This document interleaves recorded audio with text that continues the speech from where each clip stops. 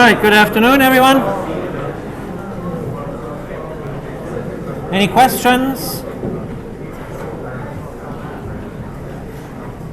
Questions? Yes. Yes. All right. So let's see. So that's 7C, right?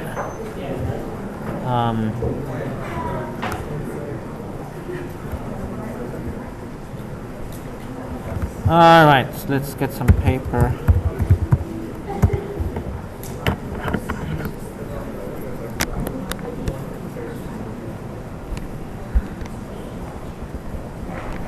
So we're having this list, and let's say for the sake of the argument that the total length is 35, right? So let's say we have 32. That's the power of 2, and then we have a few more. Does that get to like where you're starting to wonder?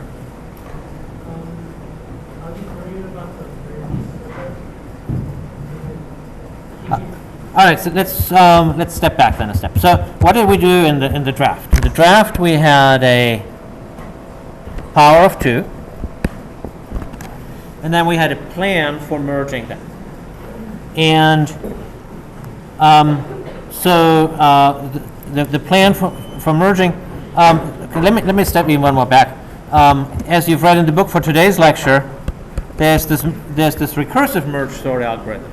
And the recursive merge sort algorithm says sort this, sort that, and then merge the two together. And so that's the recursive algorithm. And that one obviously, has a good chance of success, right? Because the left hand is now smaller. So if we can sort, by assumption, we can sort a smaller array just in the same way. So there's only one thing wrong with the recursive. What's wrong with the recursive algorithm? That's the thing. So what's wrong with the recursive algorithm? You have to sort it again after you merge them? No. There's some among you who have not been shy about this in Piazza who hate recursion. That's the only thing that's wrong with the recursive algorithm. Otherwise, it's fine. It's easy to implement. But as it turns out, in this particular case, there is a relatively simple way of doing it non-recursively. So I thought, I'll assign that one for all the recursion haters who will feel happier with this version. Yeah? I was in my intro to C programming class, and the professor talked about recursion, and he expressed some disdain about it, and I asked him, why such disdain? He said, because memory is inefficient when you're having all those calls. Sure, and it could be, right? So if you have a situation like, for example, if you compute like n factorial, and if you compute it recursively, then there is a fair amount of memory, namely every time that you make a recursive call, then it has to eat up some stack. But in a recursion like this, how often is the recursion called? Let's say that you call merge sort on an array with 1,000,000 elements. Actually, I'll be asking that a little bit later in one of the clicker questions, but it's not very often. And so it depends on what the characteristic of the recursion is. If the recursion is called a lot of times, then it'll eat up some amount of stack space.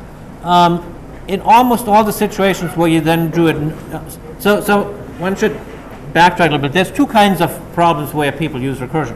One is these really trivial ones, like factorial or the triangle sum or that kind of stuff, or the polygons that we also love.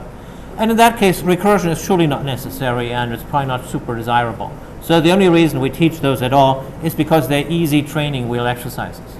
But when you look at something like merge sort, or later in the next section, we're going to be seeing some of these maze escape things, those kinds of things. Those are harder to do in general, and so Is it possible? yeah. So if I'm, well, no. The question is that, like, if, let's say I'm a game developer, I only have so much room of memory. Back in the day at Atari Game, would I make sure? Well, I don't think in this day and age, as a game developer, that's your problem. So the situation that he's worried about is if you're designing a spaceship to Pluto, and with technology from 30 years ago, and then you don't have enough memory. Or if you're like on a smart card where you really don't have enough memory. But those are not very common situations. But I mean, you still hear it. You know, may I ask how old is the professor? Yeah, you know, so am I, of course. But it used to be a much bigger concern than it is now, and I would just not get excited about it. The first and foremost thing you want to do is you want to program the algorithm so that it's most easily understood. And if later you find out that you need to squeeze out some memory, then you still can. But first, let's get it to work. So that's just as background on why where this problem came from. But now let's see. So now, for whatever reason, our C instructor has told us avoid all recursion. Let's see how can we do merge sort without recursion. And that's a little harder because it was so nice to be able to say, well, just cut it in half. We sort, and now we're not allowed to do this. But as it turns out, you can kind of do it bottom up. You can say, let's start with very small arrays, and I always use them in pairs. As it turns out, that's fine. So an array of length 1 has one beautiful property. An array of length 1 is always sorted. Right? Trivia fact of the day.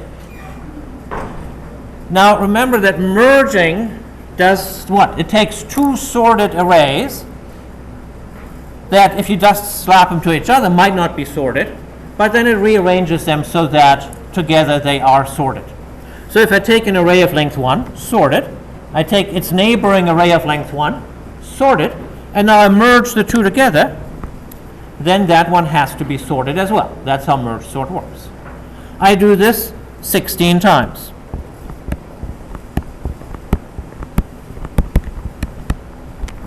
Now I have 16 arrays of length 2, all of which are sorted.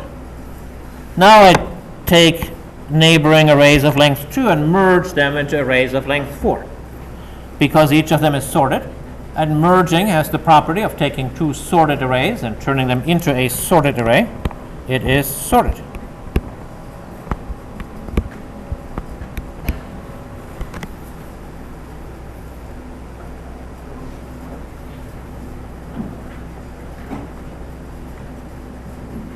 So now, of course, I didn't draw them right? How many of these do I now have? Each of them has length 4. And so I must have 8 of them. And now I take 2 of those, which are sorted, and merge them together and into arrays of length 8. And then they must be sorted, because merging two sorted arrays. And so now I keep on doing that until I hit my 32. How many times do I have to do it? Like 4 or 5 times. So if you look at what goes on in this algorithm, there is, I have to figure out how many times do I need to do something, and there's the length of these arrays. And so if I, so if they're n arrays, each of length L, then in this case, then I know that n times L is 32. And I also know in each step, L goes up by a factor of 2, so n must come down by a factor of 2. And then that gives you all you need to know to program that. And so that is merge sort for an array whose length is a power of 2. So by all means implement that. And now the question is, what if it's not a power of 2? So that's why I came up with a 35. So let me go back to that.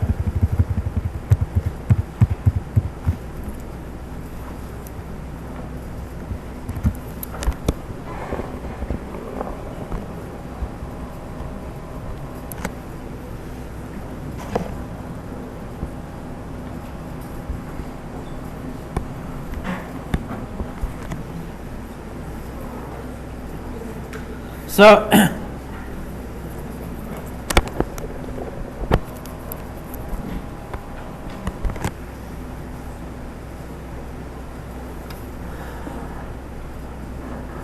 and So now I don't actually remember how to do this either. So what did the book say?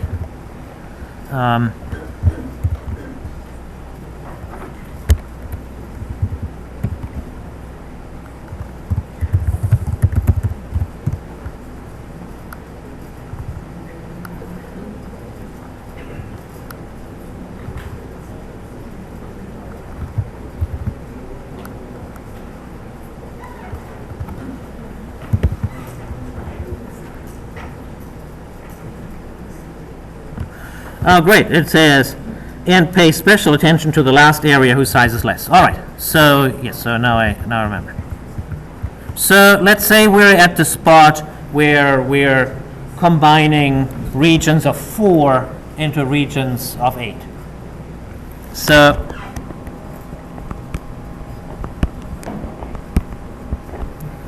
I have a few dots here. So right now these all have length 4. Then we have one here that goes to 32 that has length 4, and then we have one that has length 3, right? And now what can we do? So we merge these ones here to one of length 8, and so something is going to happen here at the end, and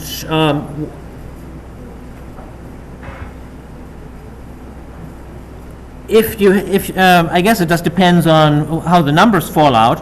You're going to have to merge it with something, and I would say if there's nothing left over, you just leave it as it is. But if it happens to be that maybe 35 is a bad example. Let me change this to 32, 39. Because in this case here, you would have, up to 32, everything went out smoothly, and then you have these two, and you could just merge them together. And then you would have one that's a little shorter, that has size 7. So what you want to achieve is that all of them have the full length, except the last one, might be a little bit shorter than that. And you need to figure out what the numbers are. I would run through a few examples.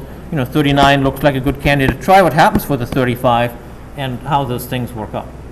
But you're going to have to live with a collection of arrays, of segments, with a collection of segments where all of them have length power of 2, except the last one is a little bit shorter. So figure out how to do that, what the pattern is by hand, and then program it. I don't want to give it away. So that's what you need to do. And there's no I don't think there's like a trivial shortcut to it.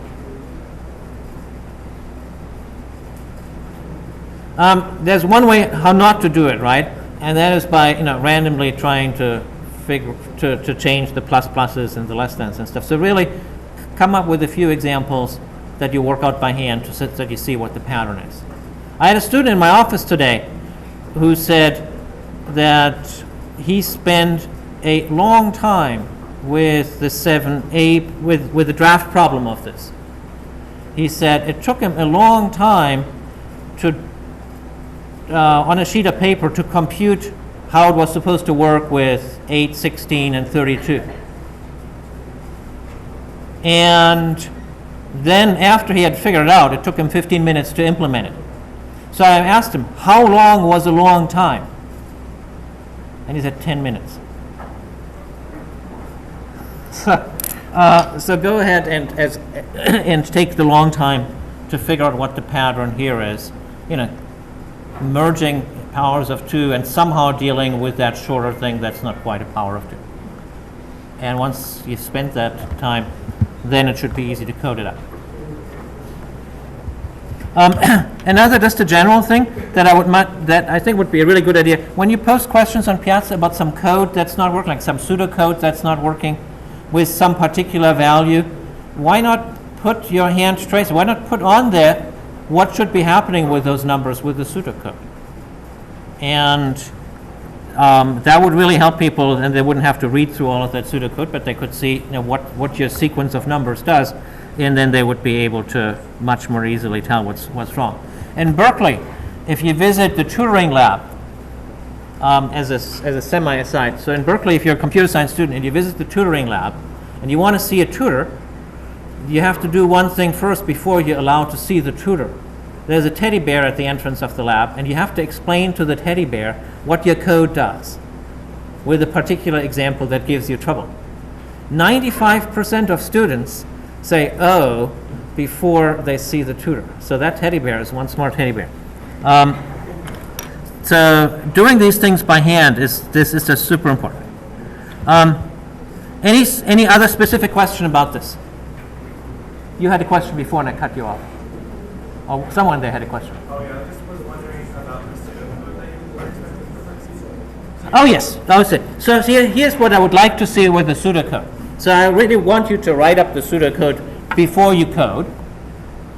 And then whatever it is that you wrote up, just sprinkle it, in between the lines of the code that you have.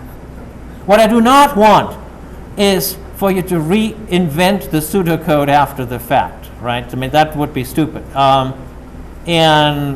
So please, give it a good try on a sheet of paper, write some pseudocode, what you think is really going to solve this problem, and then just put it there. Also, for part C, are we allowed to make a helper method? Yeah, you can make as many helper methods as you want. I don't think I'll ever say, no, don't make a helper method. So make any helper methods that you want. Other questions? Yes? Yes. You mean my pseudocode? Or my code for merge?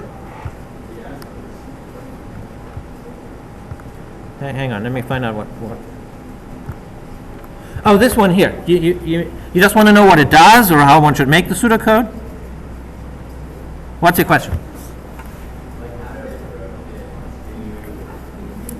All right, let me even understand what the merge is supposed to do, right? So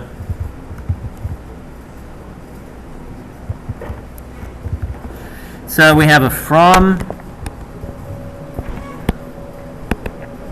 mid to.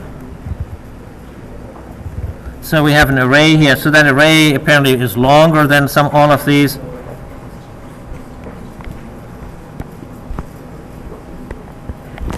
So let me see if I draw. Oh, I see. So you're supposed to give the comment what from and mid actually are. And the way I've drawn it right now, and I don't know whether this is the best way of doing it. It's for you to decide. So right now I've drawn it so that there are two sections of this array. There are this one here and this one here. And I've arbitrarily made it so that the index is that the first one goes from and to mid, and that's the inclusive indexes. The next one goes from mid plus 1 to. I don't know if that's the best split up.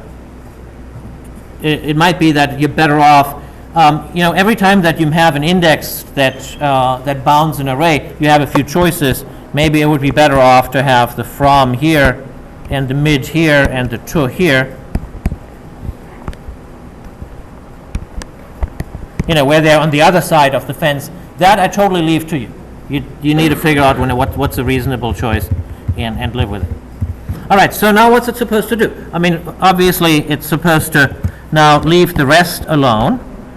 And in here,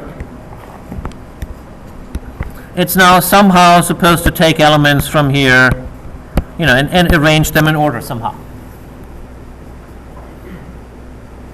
And now how does one do that? When you look in the book, what's the code in the book do? How is it different? So the book has a merge sort algorithm, and it has a merge method. But what's the essential difference? What's that? No. The merge method doesn't have recursion.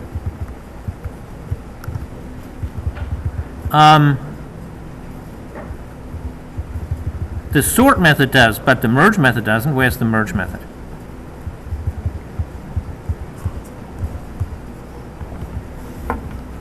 So here you have merge sort, and merge sort has recursion right here, where you're sorting an array, and then recursively you sort the two halves, and then you merge them back together. So the sorting here is recursive. But if you look at merge,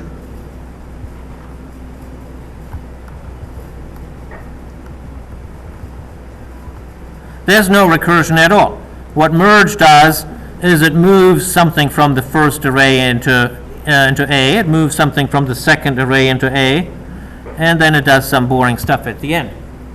And there's no recursion at all. Merge is very simple. So let me come up with a new sheet of paper to explain merge. I thought that was, I can see why that would not be clear. So here's what the merge in the book does. You have an array, you have another array, I think this is called first, this is called second, and then it puts those two together into an array A, so that, assuming that first and second are both sorted, that A is also sorted. And this is something that you have done before in your life when you had to, for whatever reason, sort a large number of stuff. Like maybe you were a grader and had to do this with exams. And how do you do that? So the efficient way of doing that is you let someone else sort each of the two piles, and now you have a sorted pile here and a sorted pile there. Then you look at the top of the pile, pick the smaller one, and move it into the first slot. And you keep on going. Each time you look at the top of the pile, and you move the smaller one into the next available slot in your destination. And then in the end, they all have to be sorted, because each time you pick the smaller one from the top of the two piles. So that's the idea. So the way to achieve that is we need to, over here, as we're filling this thing here, we need to have some index in here. Over here, as we're consuming this one, we have to have some index over here.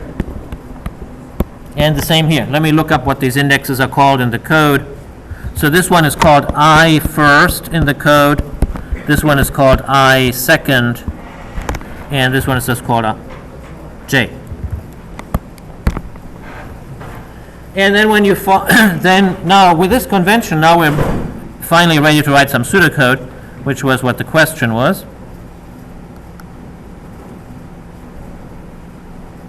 I need another page. So we can get both of it.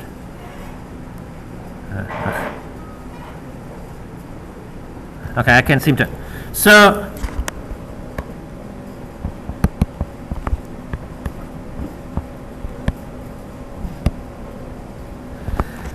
one way of writing pseudocode when you're not totally sure yet is to be a little bit more general and then refine it later. So right now I'm going to say while there are more elements. And now I want to populate AJ. So I want to say AJ is, and it's either going to be the one from first with index I first, or it's going to be the one from second with I second. So I would have to say if first bracket I first less than second I second, well then I want to set the then I want to use first I first, and I want to say I first plus plus.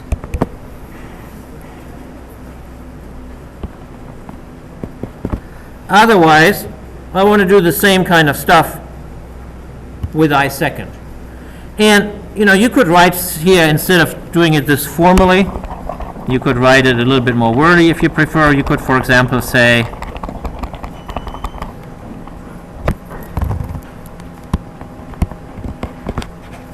move first I first to A. And then you could refine that a little bit later, or you could just leave it like that. So otherwise, you move second I second to A. Oh, and you need to adjust I first, right? And now, yeah, right, adjust. Is that really any easier than writing I first plus plus? I don't know. And I don't care either way. So otherwise, in the interest of time, I write same with I second, but at some point I need to flush it out. All right, so now I have the strategy here where I say, I always look at the first two, at the top ones in each pile, and I move them into A. When will this strategy fail?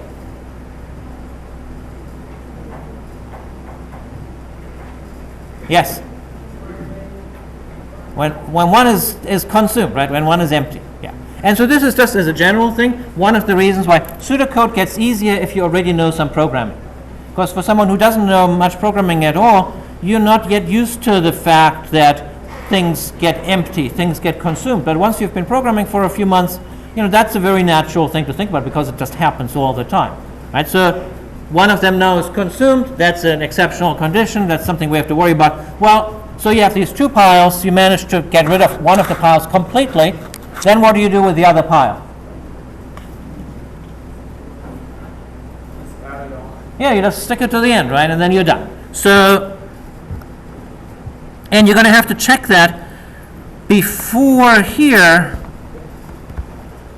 because otherwise you're going to get an array out of bounds exception here. So,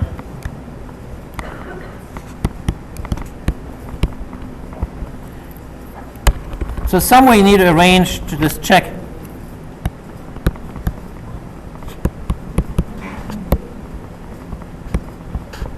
If either of the pile is empty, and then you need to write the pseudocode for saying, and append all elements, all remaining elements from the other pile too.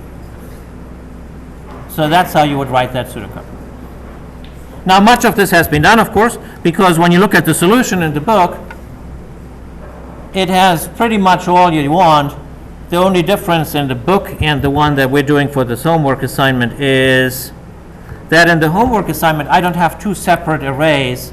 I instead have two sections of the same array, two ranges that are in the same array. Otherwise, it's the same. So you don't have to independently rediscover all of merge sort. All you have to do is you have to adapt the implementation in the book to the implementation here. Now, can you steal my pseudocode? Well, since it comes from me, you can take it, yes. Just move it into the right spot. Does that answer the question? Other questions? Yes? I was hoping, I don't know if you're going to come into the lecture, but I was hoping you could talk about the analysis, all that math that you do in the chapter. Are you going to that, or no? I wasn't really gonna, because it's not something that you will ever have to do. Ever? No, not in 146 you'll have to do it, but not right now. So it's not a part of what you have to do in 46B. Now you might ask, why is it in the book? Okay, now having asked that, it's in the book because who picks the books? It's not the student who picks the book, it's the professor who picks the book, and you could not sell the book with some gratuitous math in it. So the math is there so that the professor says, oh, he's giving us the full derivation of this important fact, therefore I shall adopt the book. So, I mean, it's good to know that one can do this with this math, and so you should have a glance at it and say, oh yeah, one of these days I should work through this. But right now, if you're willing to believe that, this intuitive idea that n plus n minus 1 plus and so on gives you an n squared somewhere, then that's all you need to know right now. That part you do have to be able to willing to believe. The other thing is that the cutting in half thing, that at some point gives you a logarithm. You can kind of take it on faith right now, or you can work through the math. That's your choice. In 146, you will have to know more about the math, and that's, of course, where the 42 course comes in. Yes? Could you give us an outline for the method, like in the thing that says complete this class? Are we allowed to, change it? No, you shouldn't. There's usually a very good reason why I do it. So even if you should really question that. I talked about this with a colleague who's teaching 46A, and she said, "What is it with these kids these days?" She's also old just like me. the student asks a question, then there is a student answer, then there is an instructor answer that apparently everyone ignores because under there's 20 discussions about the inane student answer. So usually actually the instructor knows a thing or two. So try to see why it wouldn't be better with mine. If you really have a strong reason to say, mine is better because, and it really is cleverer and smarter and cleaner and nicer, go for it. You might then actually have a discussion about that on Piazza and say, hey, I think this is a better way of doing it. But if yours is just different, just do it my way. There's usually a reason why I set it up like that.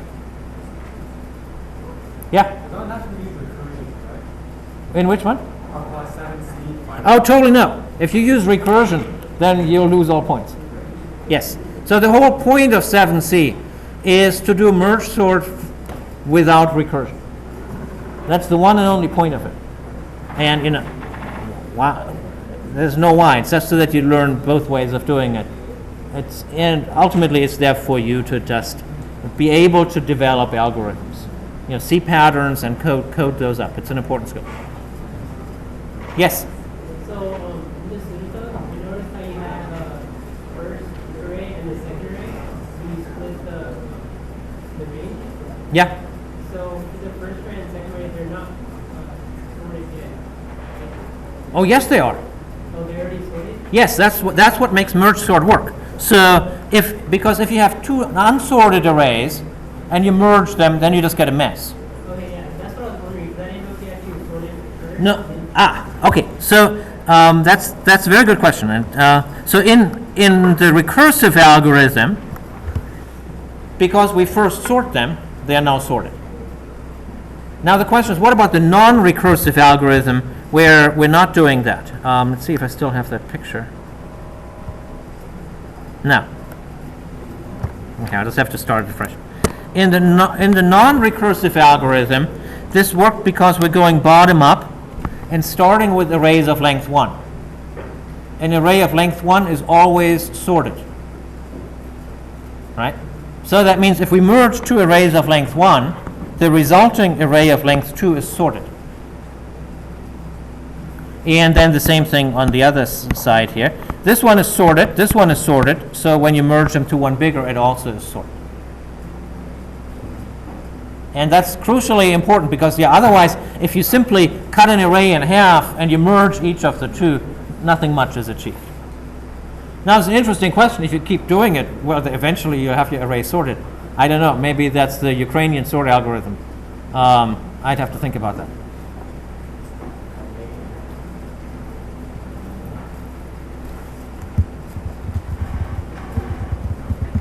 Other questions?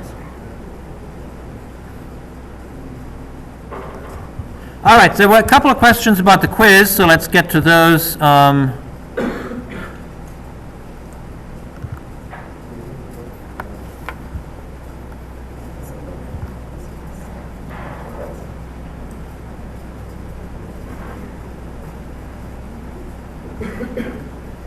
This was quiz 10.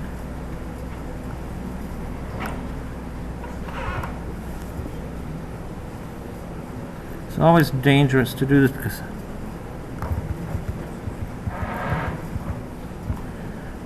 okay, number 4.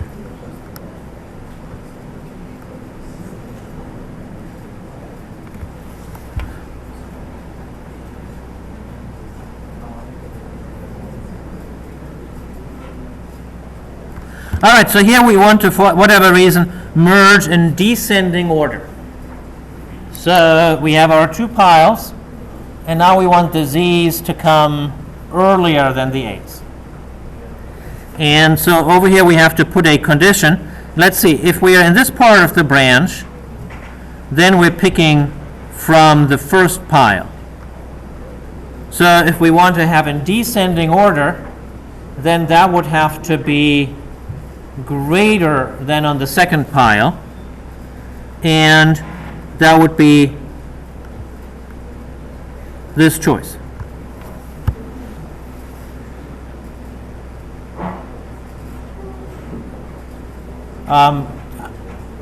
Did whoever asked the question have an issue with that? So,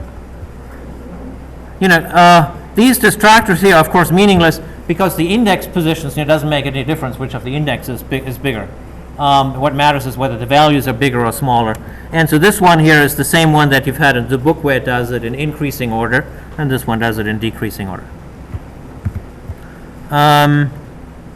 7, 8, 6, and 2. Okay, let's do this in American. Number 2.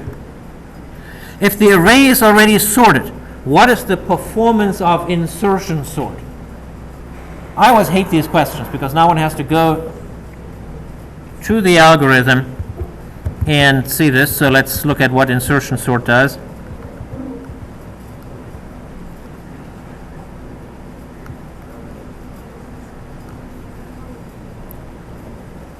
Okay, so the idea of insertion sort was that the initial segment was already sorted, and now we look at the next element, and then we insert it into its proper place. Like right now here we look at the 5, and now we insert it into its proper place. So now let's look at 1, 4, 7, 11. And now we're going to do insertion sort. So we'll start with this array. And now we look at the next element, and we put it in its proper place. Looking at the next element is O of 1. It's a constant step because we're not looking through the entire array. We're just looking at the next one over. So that's a constant time. So we're looking at the next element, and then we're putting it in the right place. Normally, the putting it in the right place could be expensive because if you have a long array and now you have the next element and this happens to be quite small, then it might have to go all the way at the beginning, and because it's an array, everything else has to move up. That's the expensive part of insertion sort. Moving something up in an array of length n means you move almost n elements. So, but in this case here, let's see, we move it into its proper place. This is its proper place because the array is sorted. The next one gets moved into its proper place. It already is in its proper place. And finally, the 11 gets moved into its proper place. It already is. So as it turns out with insertion sort, you make one linear pass through the array. Hard to avoid when sorting, so that's O of n. And in each of those steps, you only do a constant amount of work. So the total cost is O of n. If it's already sorted. But that's a nice property of insertion sort.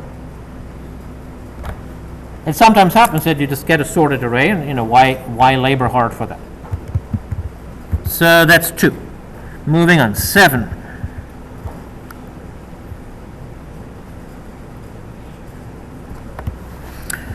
Assume we're using quicksort.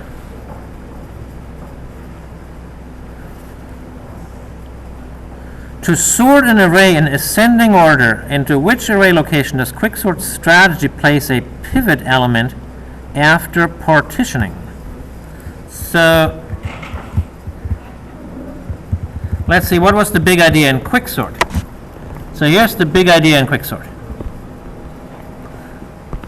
We have an array of elements, and now we're picking a pivot. I don't know why it's called a pivot. But a pivot is some array element. In the book, we're picking as the pivot the first element in the array. Let's say that's 39. You don't have to pick the first element in the array. You could pick any element in the array. It doesn't really matter what you do. And if the array is long and you have no idea what's in it, you could you could make a random pick if you liked. You could always choose the 7th element if you like, if that's your lucky number. But we're just picking the first one. So we're picking the first element in the array, and now we're doing the following. We want to rearrange the array so that the first half is less than 39. That some of these elements, whichever ones are greater than 39, they go into the second half. That's the part that's greater than 39. And the 39 goes here. That's the pivoting. So where we move everything either to the left or to the right depending on whether it's less than 39 or greater than 39. Now, is the stuff to the left sorted?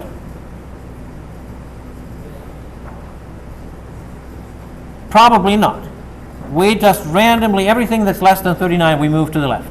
Everything that's greater than 39, we move to the right, but we're not paying any attention to sorting. That's the next step. In the next step, we say, hey, this is a smaller array, so we can recursively sort it. So now after the pivoting, we sort, and then we sort the thing to the right-hand side. And now, what do we do? So we've done the partitioning, we sorted the left, we sorted the right. What's the next step?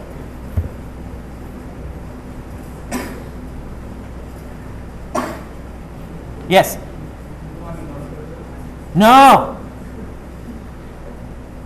We are done! See, everything to the left of the 39, this part here, is now sorted. Some number of values that are all less than 39, they come in sorted order. Here's the 39. To the right, it's sorted and they're all greater than 39. And now look at the right, it's sorted. Right, sorted stuff to the left of the 39, the 39, sorted stuff to the right of the 39, and we're completely done. We can go home. So that is quicksort. Quicksort says, find a pivot, partition, sort the left, sort the right, and go home. That's all it is. Of course, recursively, in this recursive step, some pivot was found, but we're already past that. So after the left and the right are sorted, then we're done. And I think it's a beautiful and easy to understand algorithm. So the question here was, where does the pivot end up? Does it end up in the lowest index in the array still available? Does it end up in the highest index, closer to its correct final location, or in its final location? So looking at this picture, the pivot was 39. Where did 39 end up? In its final location, right? So that's the answer. So that brings me to another good question about how one reads this kind of stuff. So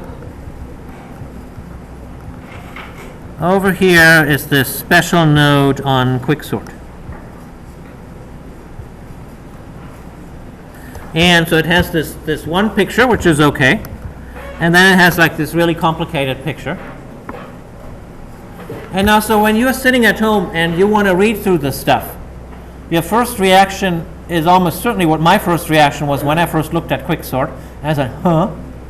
I didn't understand the point at all.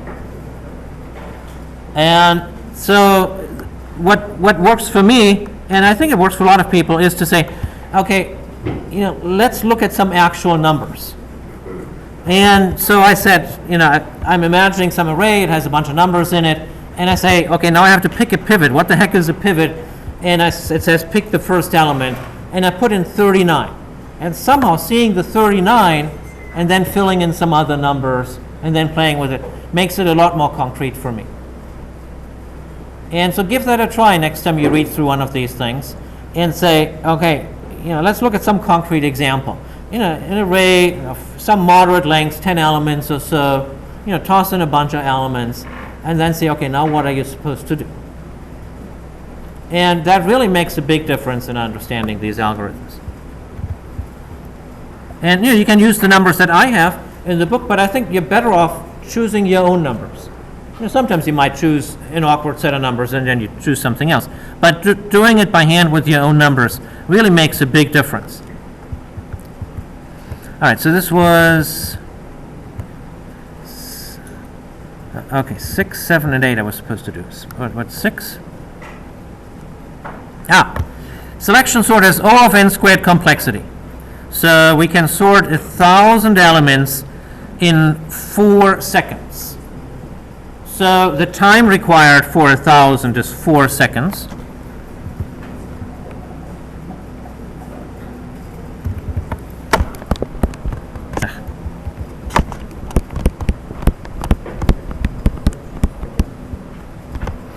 and the time required for 100, what for a million, right? Yes, a million elements. Then the question is, it's what? And so we know that it's an O of n squared algorithm. And so what we're now having to figure out, what is O of 1000 n squared, well, I should say T of, wait, let me redo this. So if we call the time T, right, so I need to find out what is T of 1000 squared over T of 1000. Because I don't know what T of 1000 squared by itself is. Any algorithm has constants and stuff. But I can estimate this ratio. And in an n squared algorithm, so you now have 1000 times n, over T of n. And an n squared algorithm, that means you have to square this factor. So the time difference is 1000 squared. So in other words, it's a million times slower.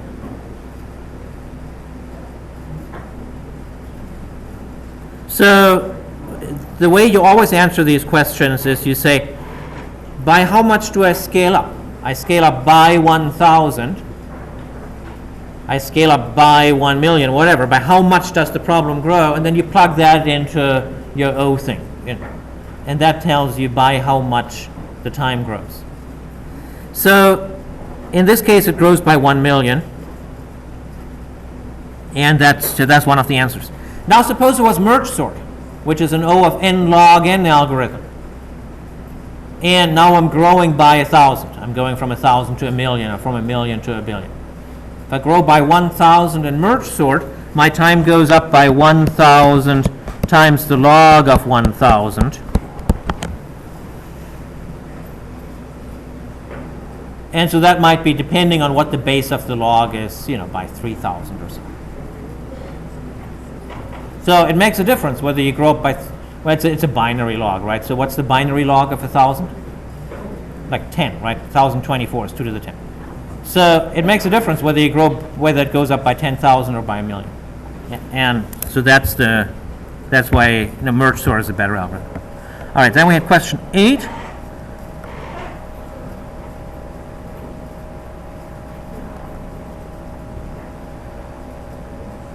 All right, let's come back to that after I've done some lecture, because I have something related in the lecture. So now we should be able to quickly go through most of the lecture, because we've covered almost all of it.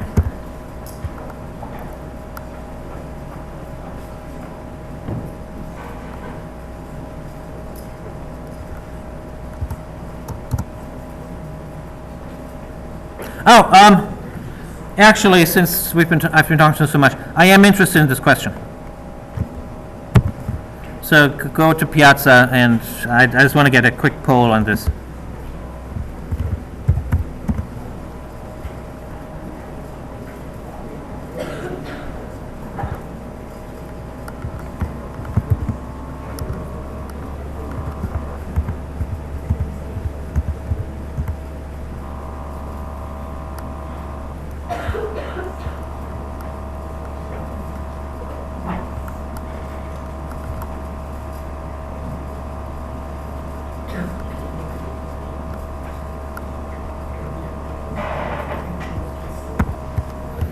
All right, so I just want to know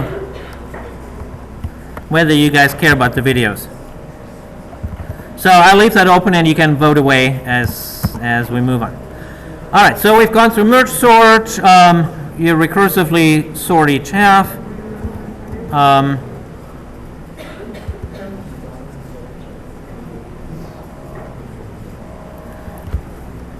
And we'll move on to this question in just a minute.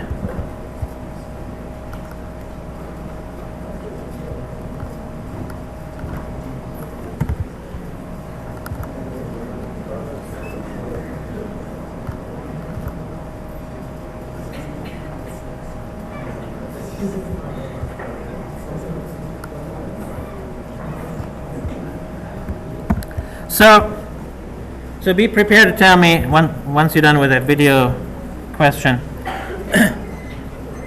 The merge part of merge sort. So remember what we're doing. We're taking our array, we're sorting the left, we're sorting the right, and then we're merging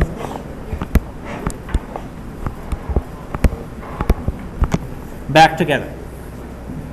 And I'm asking just about the merge part, what is its efficiency?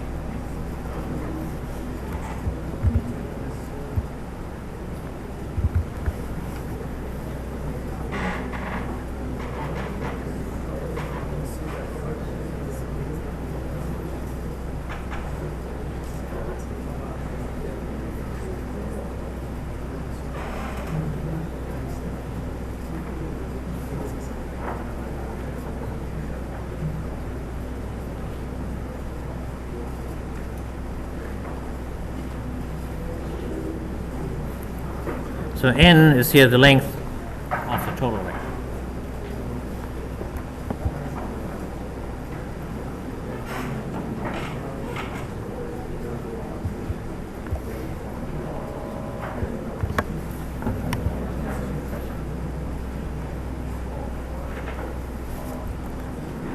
We have how many answers?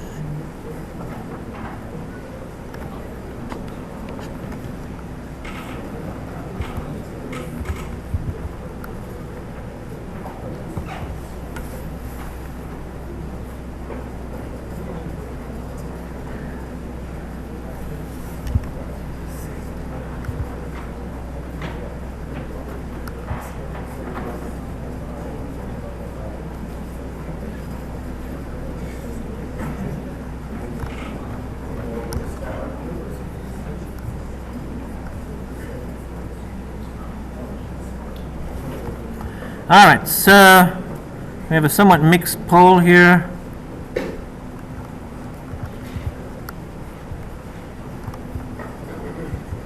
The majority answer says O of n. There's a second call for O of n log n. No one says it's O of 1. That's good. Is O of 1 even legal? What is O? Does it mean anything? Yeah, O of 1 is legal. It means that something that's done in constant time and it doesn't depend on the size of the array. So if you have an array here, and I'll give you something that takes O of 1 time to pick the middle element.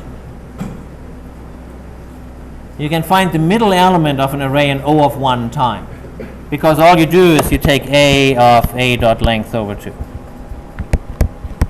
It doesn't matter how long the length is.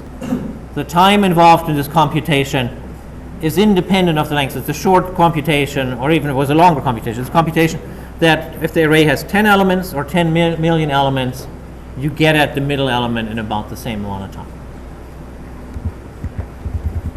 So, but now we have to merge.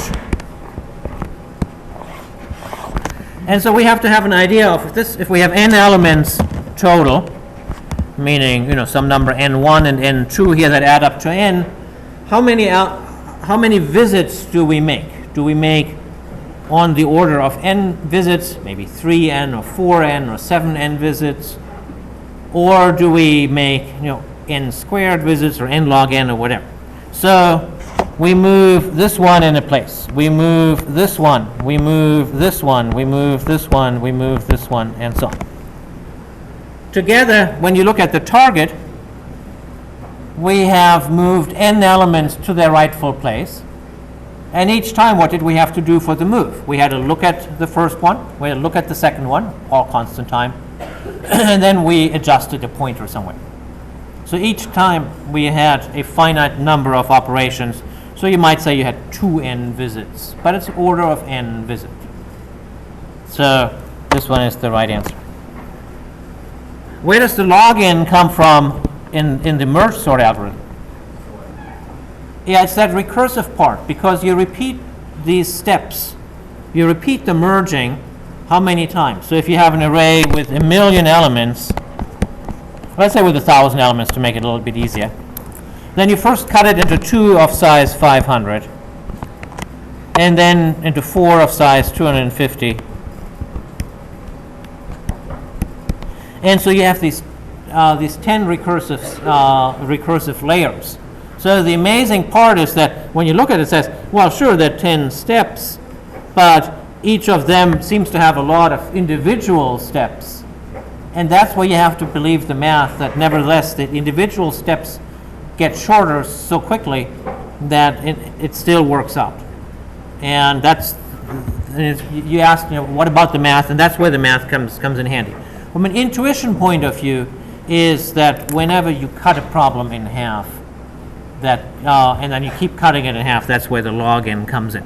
So right now, we care about the intuition, and in 146, you'll see the more precise math. But like with everything else, it's better to learn something a couple of times. First, the touchy-feely way, and later, the more rigorous way. So I do want you to have a bit of an intuition about this. All right, so here was this timing stuff that I'm not going to get into. Here's the math. You can slow down the movie later. So you've caught on to this, that selection sort is O of n squared, and merge sort being O of n log n is dramatically better. And didn't we have a graph here? Where's my graph? Here. And so when you look at it, I mean, it's not even funny how dramatically better it is, right? No one in their right mind would ever use selection sort. So why do you learn selection sort? No one cares about selection sort, but what people care about is that you can think of different ways of expressing an algorithm, and that you get this idea that the initial idea that you have, even though it may be simple, maybe it's possible to do much better, like in this case. Don't the arrays library and show up in a big selection sort if it's more than like 7? Okay, that's an interesting question. You're almost right. So when you look at a professionally written sorting algorithm, they will do certain things as switch to insertion sort for very short arrays. And so that's in fact what one of the Java libraries does, is if the array has like 7 elements or less, then it uses insertion sort, because the overhead of that is less than setting up the recursive mechanism. And so that's a reasonable thing to do, to measure where you can do these kinds of speed ups, and that has been done 50 years ago. So it's good to know that they've done that, but you don't have to worry about it. So really, we are interested in, because it gives us a rich set of examples for algorithms, and you learn designing new algorithms because you have looked at simpler ones. All right, moving on. So, quicksort. Do I want to talk about this?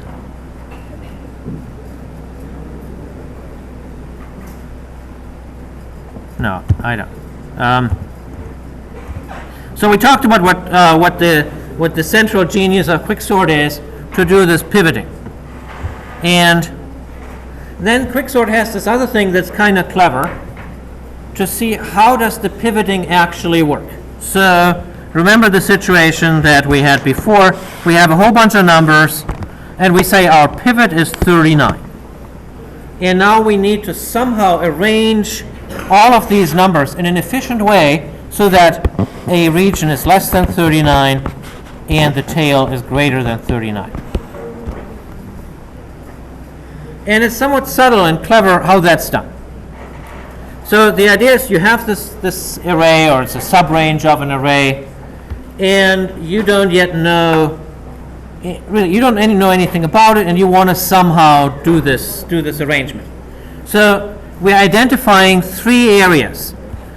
The area on the left, that's already okay. The area to the right, that's already okay. And the area that we have no clue. At the outset, how large is the area to the left? What is the length of the good area on the left.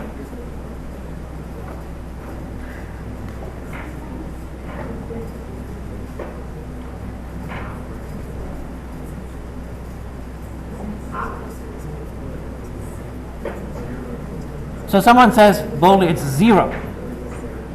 Okay, and that's almost true. It's 1. Why is it 1?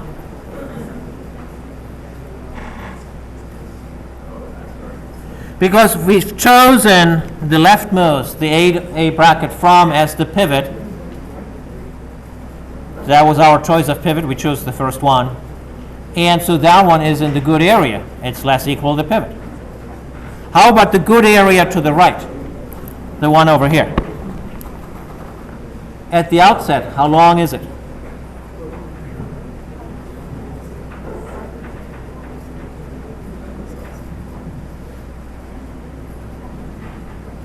That one is honestly and truly 0 because we have no idea what goes on with any of the other elements. So at the beginning, we know that there's a good element to the left, and everything else we don't have a clue. So now what we're doing is we're looking at the last element where we don't have a clue and the first element where we don't have a clue. And now a few things could happen. Maybe the first element here is a good element. It's less equal to pivot. Then we make the left area larger and we move this pointer here. Maybe the one on the right is a good element, meaning it's greater than the pivot. In that case, we move inwards. By keeping these operations, eventually we'll have a situation where the one on the left is bad, namely it's greater than the pivot, and the one on the right is also bad, namely it's less than the pivot. That's what made us stop this inward motion. Now what do we do?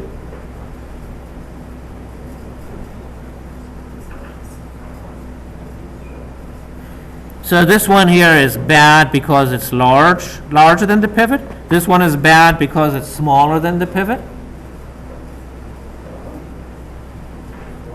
We swap them, right? So with one elegant swap, now we fix the situation. Now this one here is less, which is desirable in this spot. This one is greater, which is desirable in the other spot. And we can keep on moving. Eventually, we'll be done in, okay, so what's the O factor here? It's O of n, because we just keep linearly moving inwards. We're visiting n elements in this process.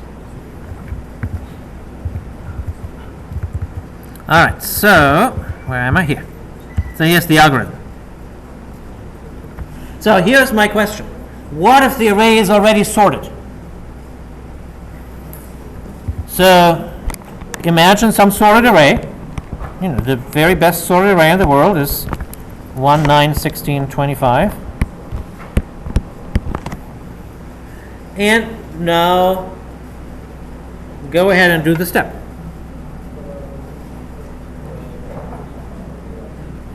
So the algorithm says pick this one as your pivot. And now look at all those numbers that you have. Arrange them so that everything that is less than 1 goes on the left, then the 1, and then everything that goes greater than 1 in whichever, you know, it probably doesn't rearrange them if you look at how it works, because that inward movement just says okay, and just leaves them all in place. So that was the first step. What happens recursively? Now it has to sort the array on the left that has length 0. Little known fact, all arrays of length 0 are already sorted. And it keeps the 1 alone, and now it sorts the array on the right. We know it's already sorted, but poor Quicksort doesn't know that. So keep on working on that and tell me what happens of these 4 answers. So let me make my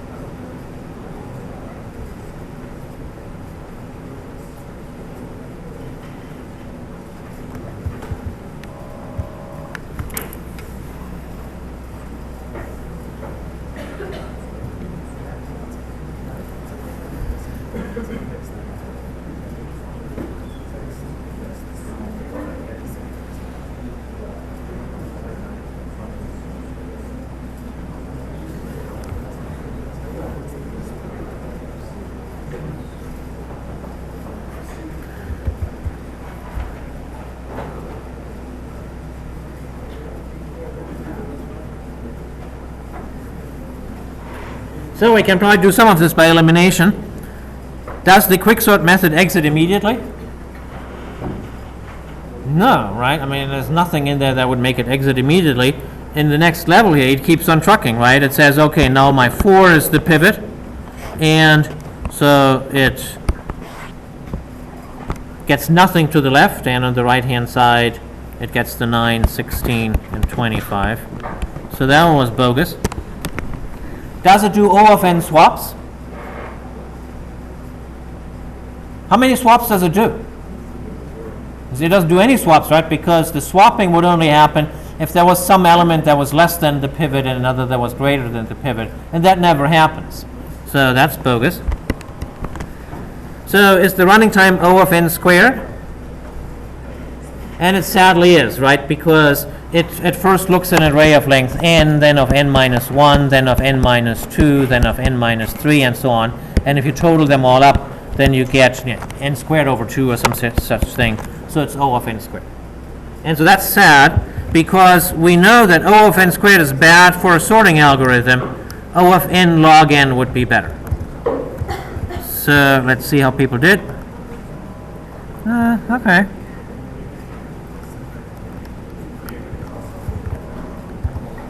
So people like quicksort because on average it performs very nicely.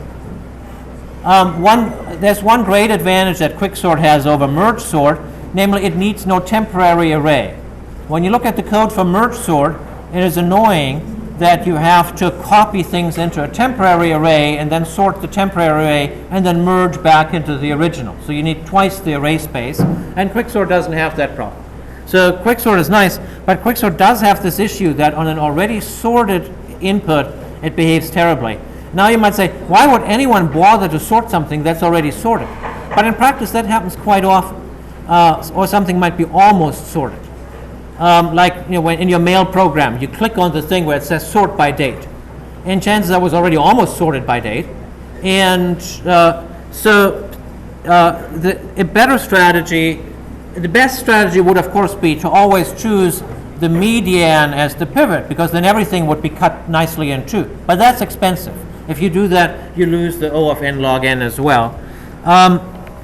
So an approximation that people have had reasonable success with is they choose the first element, the last element, the one in the middle, and then they choose the median of those three. That way, when the array is already sorted or almost sorted, the pivot tends to be the one in the middle, which is almost in the right position or actually in the right position, and it works nicely. So let's see, it says fix this program, but you can't see this program. Oh, that's unfortunate.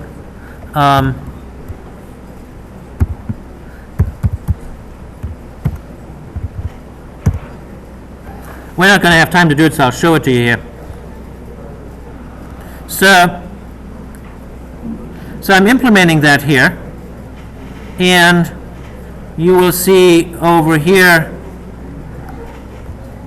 the familiar quicksort. Over here you will see the partition,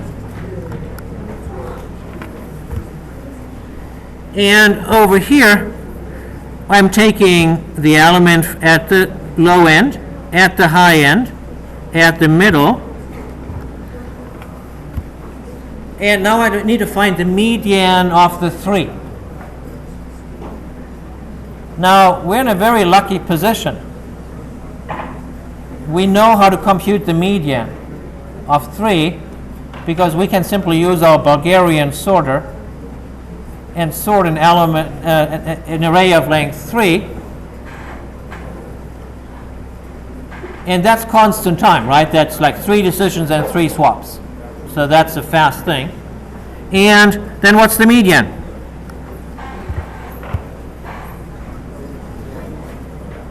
So I've made an array called 3. I'm now sorting it with the Bulgarian sorter. And then the median is the second element in my array, so that would be 3 of 1. And that's what it is.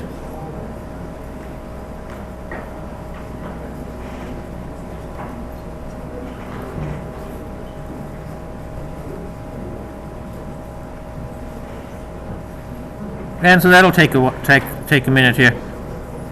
Oh, and I failed. Oh, I hate that.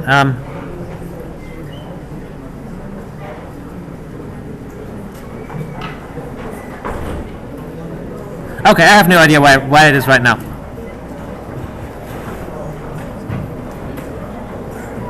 Ah! All right, so the reason it failed, and so check this out in the comfort of your home, is that I needed to make another change here. I'll fix up this thing so you can try it at home. And anyway, so that's all we have about sorting.